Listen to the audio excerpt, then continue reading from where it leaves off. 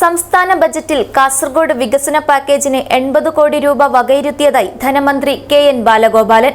കേര വികസനത്തിന് 100 കോടി രൂപയും ക്ഷീരവികസനത്തിന് 128 കോടിയും മനുഷ്യ-വന്യമൃഗ സംഘർഷം നേരിടുന്നതിന് 100 കോടിയും ബജറ്റിൽ വകയിരുത്തിയതായി മന്ത്രി ബജറ്റ് പ്രസംഗത്തിൽ പറഞ്ഞു. തെളിനീരിനൊത്ത പരിശുദ്ധി, അതിനാൽ ഞങ്ങൾ മനസ്സിലാക്കുന്നു, നിങ്ങൾ അർഹിക്കുന്നു. ബിന്ദു ജുവല്ലറിയുടെ അതുല്യമായ ആഭരണങ്ങൾ.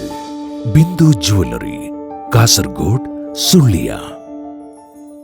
PMGSY സർ, പ്രധാനമന്ത്രി ഗ്രാമ സഡക് യോജനയ്ക്ക് കീഴിൽ സംസ്ഥാന വിഹിതമായി 95 കോടിയും ഗ്രാമീണ റോഡുകളുടെ അറ്റകുറ്റപ്പണിക്കായി 30 കോടിയും വകയിരുത്തുന്നു. കാസർഗോഡ്, ഇടുക്കി, വയനാട്, കുട്ടനാട് പാക്കേജുകൾ. സർ, കാസർഗോഡ് വികസന പാക്കേജിനായി അധികമായി 80 കോടി രൂപ വർദ്ധിപ്പിക്കുന്നു.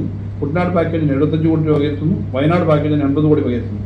Sir, Sabarimala master plan.